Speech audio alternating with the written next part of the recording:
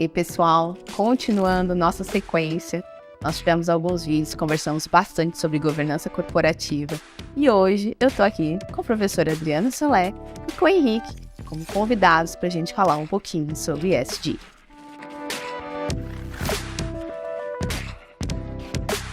Vamos lá então? O bate-papo já foi sobre governança. A gente entendeu que ele é um guarda-chuva maior.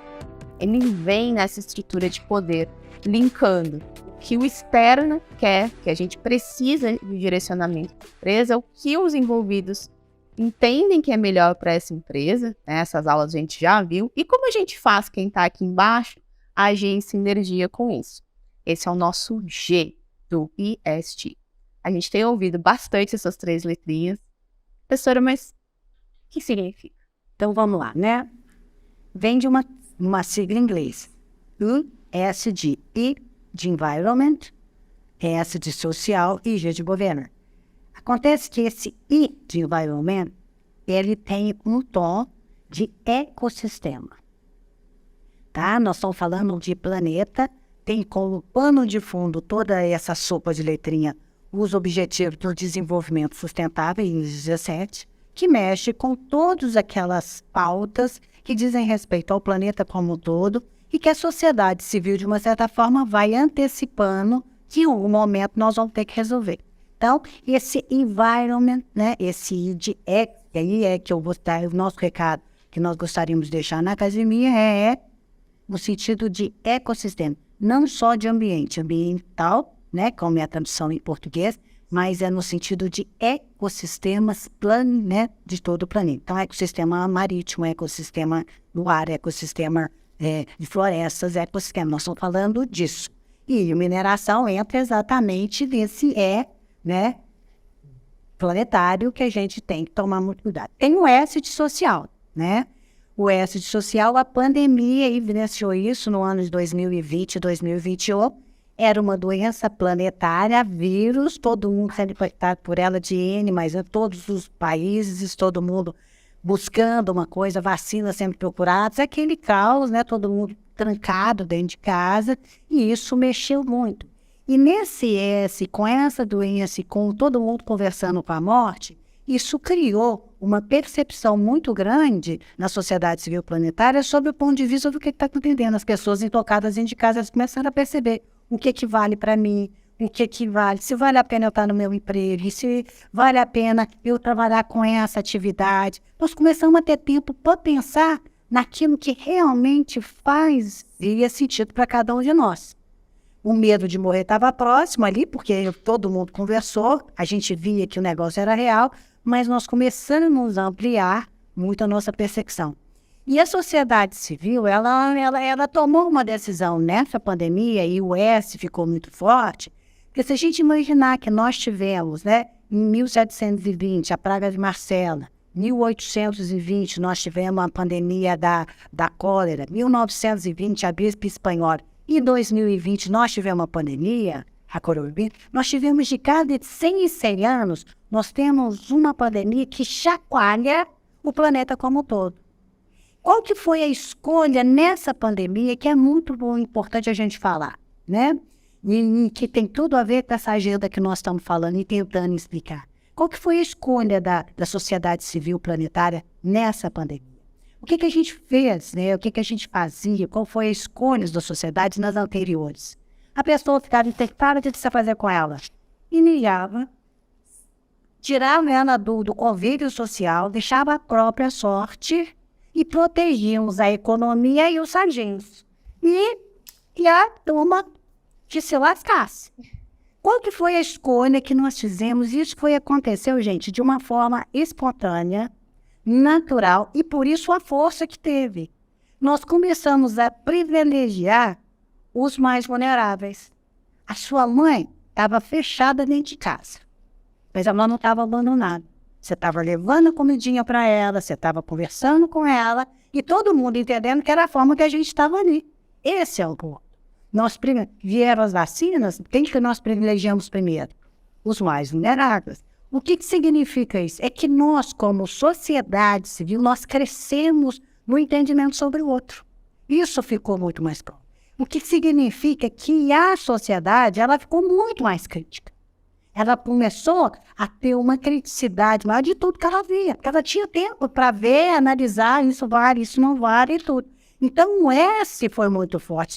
2020 e 2021 foram anos onde o S estava aí, as pessoas continuavam morrendo, mas já tinha uma forma de fazer, né? Então, nós fomos, né, bombardeados, né, o COP26 muito sobre a questão do S, o COP27 já transferindo e colocando o I de ecossistema na jogada. Não que o S perdesse o valor, mas a gente já tinha uma forma de estar lidando. As prioridades já tinham sido feitas, e agora a questão. Só que isso, quando a gente coloca nessa agenda ESG, né, quando você entra com a questão dos ecossistemas, daquilo que vale, daquilo que tem que ser permanente, né, a gente tem que ter um sistema para garantir o quê? A propriedade, o planeta, a sustentabilidade dele ao longo do tempo.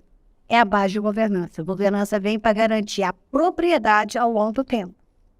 E é isso que a gente... Então, o G é a última letrinha, porque eu preciso fazer uma leitura muito importante do ecossistema onde a gente está atuando, que as nossas empresas estão atuando, que a nossa mineração, ou as nossas pequenas empresas estão ali onde é que nós estamos. Nós temos que ter uma noção muito grande de quem faz parte daquele território onde é impactado pelas nossas atividades, e eu tenho que criar um sistema para garantir o quê?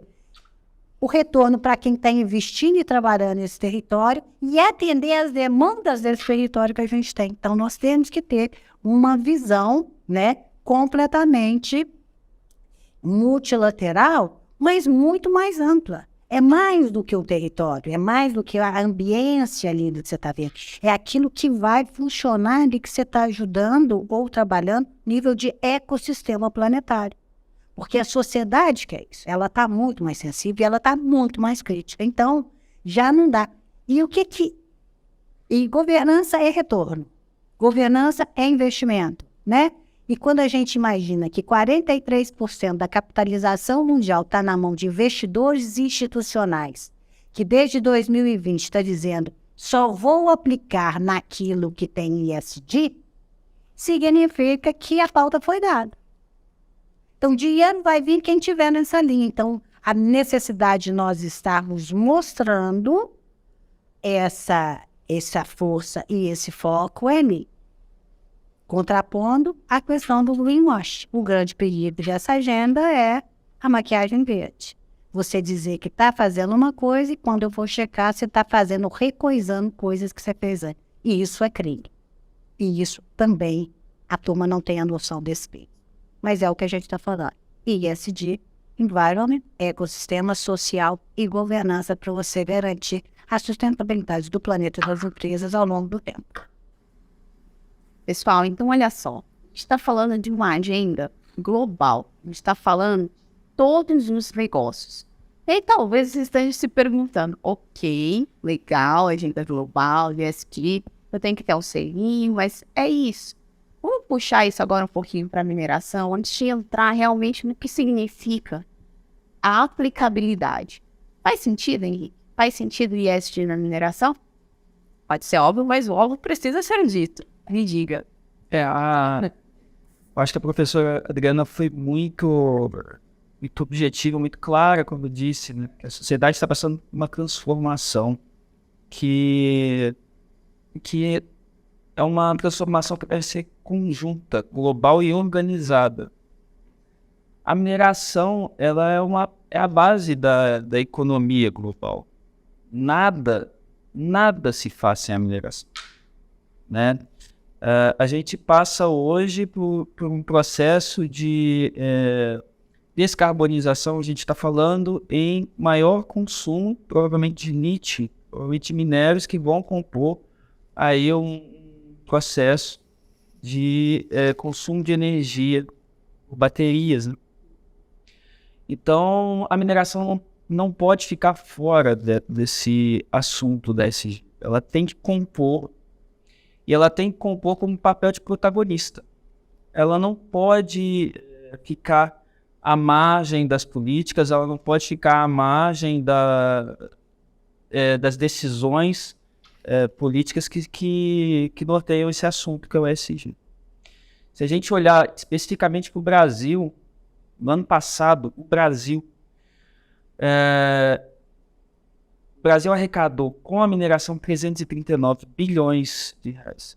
80% da nossa receita no Brasil é fruto da atividade da mineração.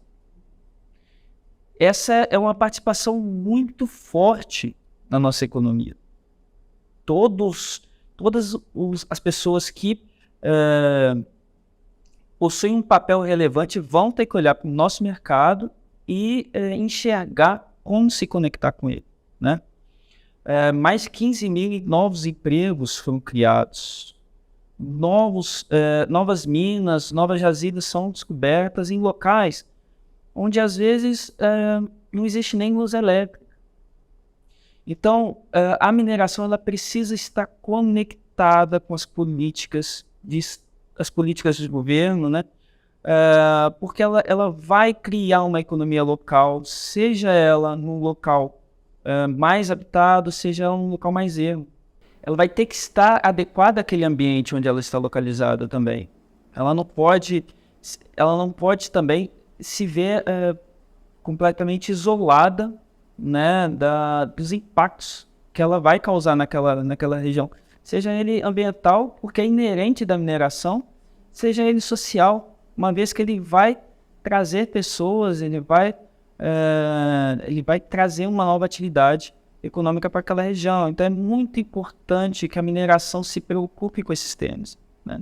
Não à toa, recentemente saiu num relatório da Ernst Young, em associação com o IBRAM, que os dois principais pontos de preocupação dos principais executivos da área de mineração estão relacionados aos impactos ambientais e os impactos sociais que as suas empresas provocam na sociedade, né? Mas é muito importante que esse assunto esteja no dia a dia da nossa sociedade. Complementando ao que o Henrique falou, né?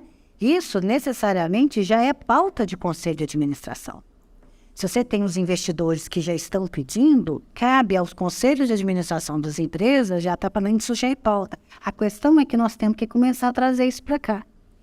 E com aquela questão, né? Porque como você falou mesmo, nós trabalhamos na economia real, nós somos territoriais. Uma coisa é trabalhar no território, é lógico, você trabalha no território, você está trabalhando de uma certa forma no planeta, mas o seu foco é o território. Nós somos territoriais, né? Então, essa descida desse coisa e ter a noção dessa percepção de economia real, pessoas reais, terra ali, né? O impacto de uma extração, porque somos extrativistas, e nós não vamos poder esquecer isso nunca.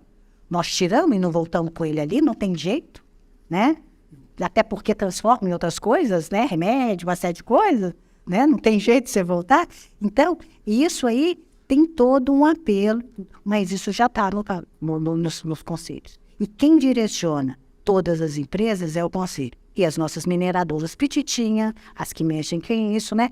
Quem é o dono da mina tem que saber a pressão que está vindo em cima dessa visão um pouco ampliada dessa economia mais real, né?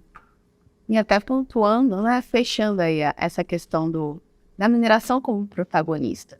A mineração ela não tem que ser só protagonista na implantação interna do ESG. Ela é protagonista porque ela vai ser a responsável por fornecer as fontes que irão gerar essa energia. Então, se a gente está falando em células fotovoltaicas, a gente está falando em descobrir grandes depósitos de sílica. Todo mundo quer carro elétrico. Ótimo. A gente precisa de lítio, precisa de cobalto, precisa de cobre. Então, a gente está falando de que para ter essa renovação, para ter esse ambiental vindo com força, né, atendendo essa agenda global de um planeta que tem que se regenerar, a gente precisa de fontes aumentadas de mineração. A gente precisa de cada vez mais materiais que eles são extraídos da mineração. Então, esse primeiro bate-papo, pessoal, a gente quis inserir com vocês a questão de que ESG, ele é necessário, ele está no contexto, e não só como algo que precisa ser discutido dentro das empresas, mas como a mineração no contexto de que vai ser possível, né, que vai trazer a possibilidade dessa transformação, vai vir da mineração. Com certeza.